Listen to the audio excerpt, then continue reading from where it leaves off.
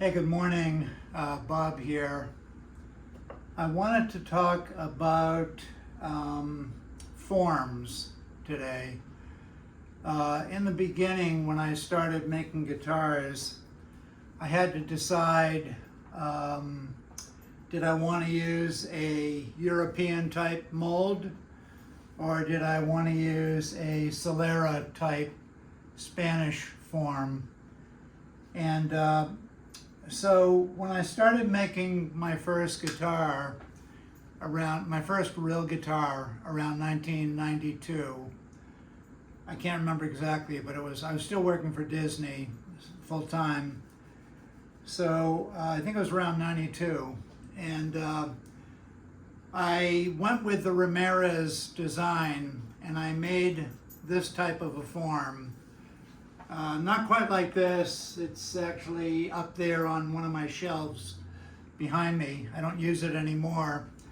I only used it for my first guitar.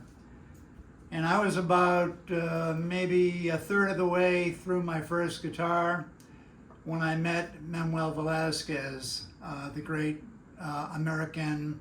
Puerto Rican-born American guitar maker, classical guitar maker. I met him at a concert and he invited me over to his shop. I was totally green, rank beginner, and fumbling my way through my first guitar. And I met him, and that was pretty much when my guitar making life changed. And I'll go into a little bit of that. But when I met Manuel, he invited me to his shop. I went over there. He lives about 25 miles from me at the time. Of course, he's gone now, but when I met him, he was about 76 years old, and I was like 37, maybe.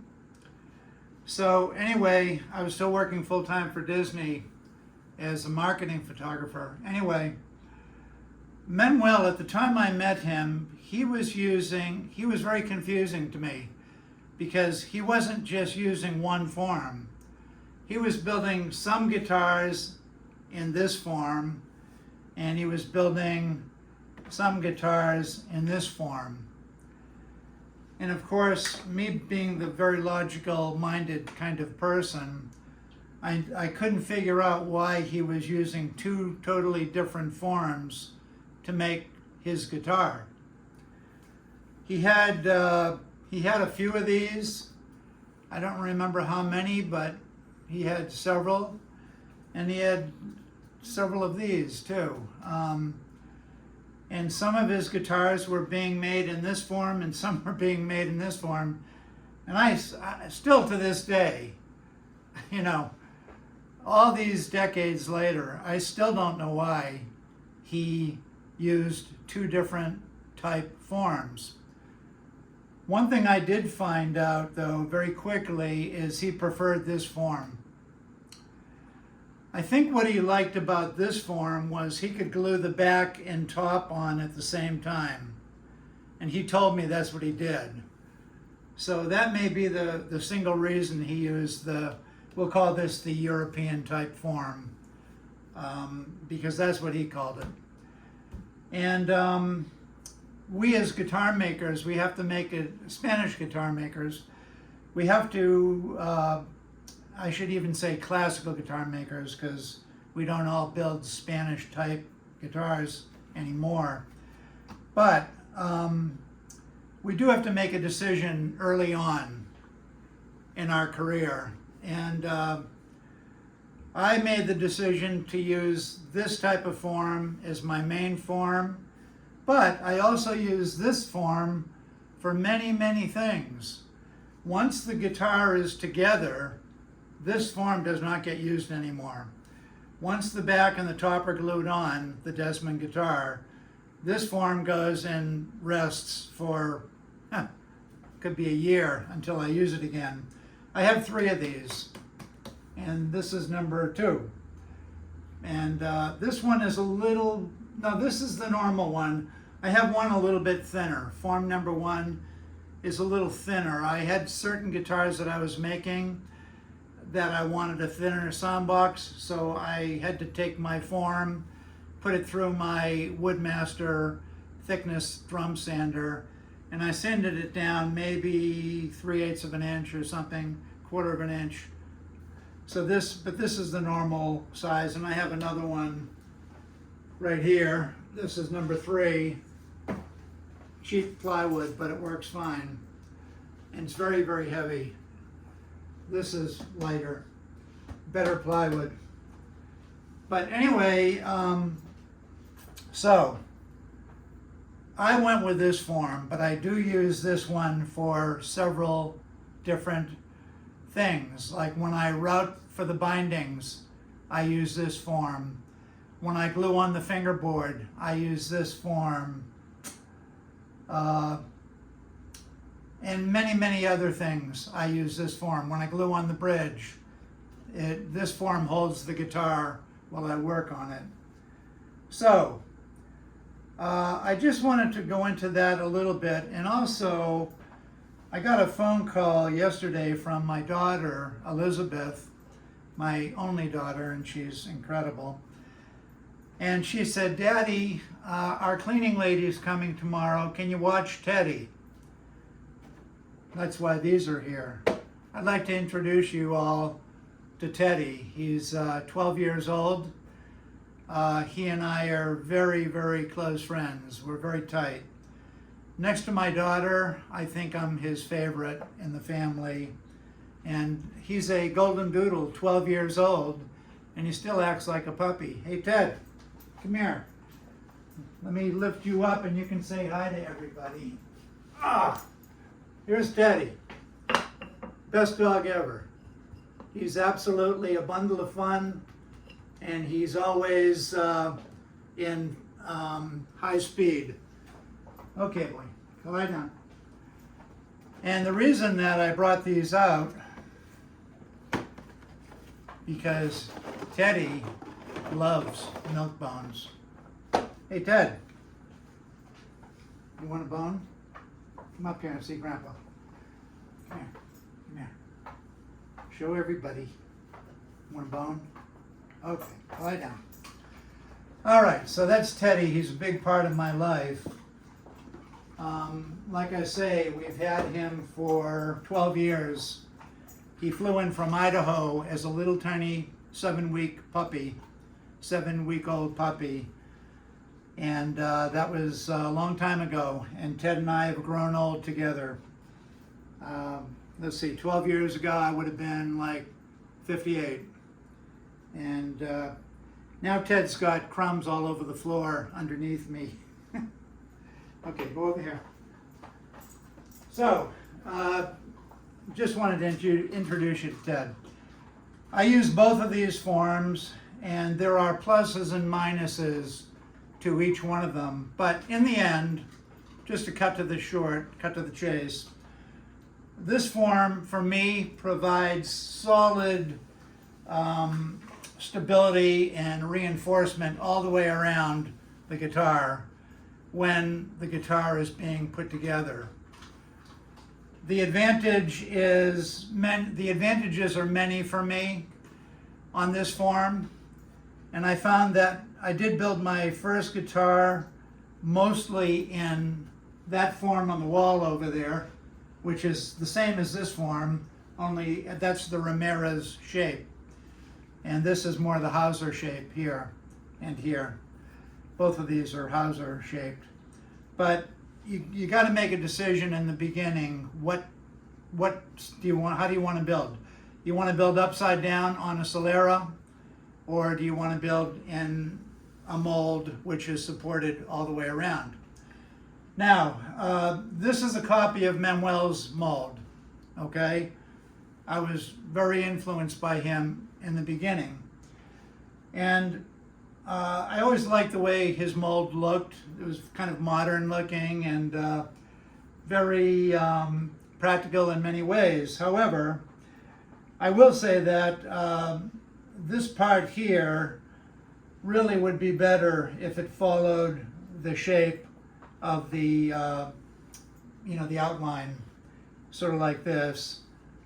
instead of getting wide here, it would be nice to go in. And this, I haven't done it, even though I know it might be better in some cases when I'm putting on clamps. Also, this is perhaps a little wider than it really needs to be. Keep in mind that all my clamps go in these holes when I clamp the top and back on. These holes are just to let air into the form so that the form can be stable and not warp or cup or twist, whatever. So that's all these holes are for. Of course, it's all chiseled and rasped out here. There's a channel cut out here. It's absolutely parallel. There's no angle to it. Whereas on this form, there is an angle cut out from 0 here down to a little over 2 millimeters here. Imagine the guitar upside down. The old school of thinking was to have the neck go up 2 millimeters. And when this is upside down, by routing this from 0 to a little over 2 millimeters, that would give room for the neck to go to its proper angle. And when I made these forms, that was my way of thinking, but au contraire, I wouldn't do that again. Certainly I wouldn't, I might do a 0.5 millimeter or a millimeter, let's say a millimeter, but I would never do 2.5 or so. It's way too much neck angle. And oftentimes, even though I still use this mold a lot, I disregard that feature, and I put a piece of cork in there. And I also, when the guitar is upside down, because the top is domed, I need a wafer, and I cut this out of cork.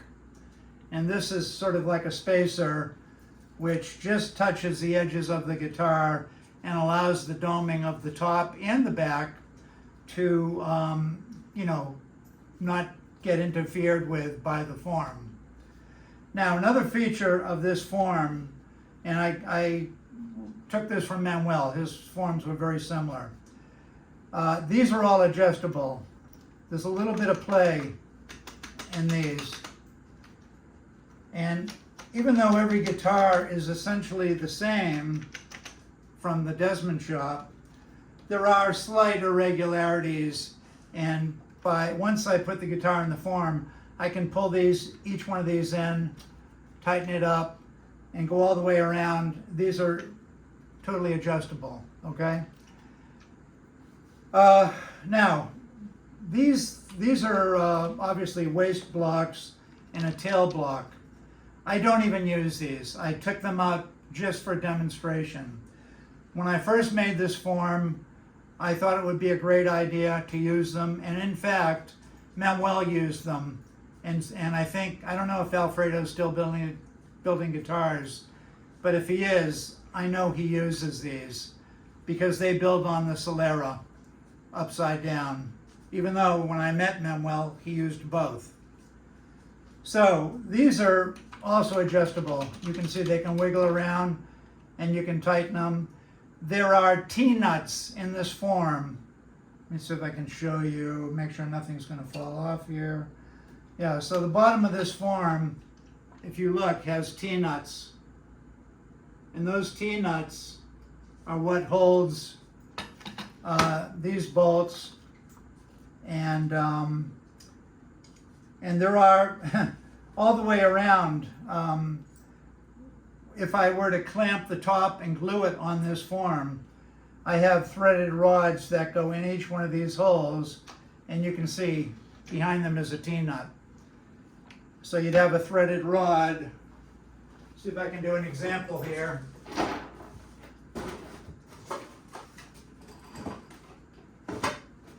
As an example, this is not entirely threaded, but I do have threaded rods. This would screw in here, let's say, like this, right? And then this would be adjustable up and down, and there'd be a washer. Well, there wouldn't be a washer because it's already on this little block. There would just be a wing nut and I could essentially glue the top or the back in this form as well. And it was designed to do all of that stuff. Okay, so it was great thought and great design. Well, I shouldn't say great because that makes me sound like full of myself, but we did put some thought into it. And of course, Manuel was the one who came up with the idea.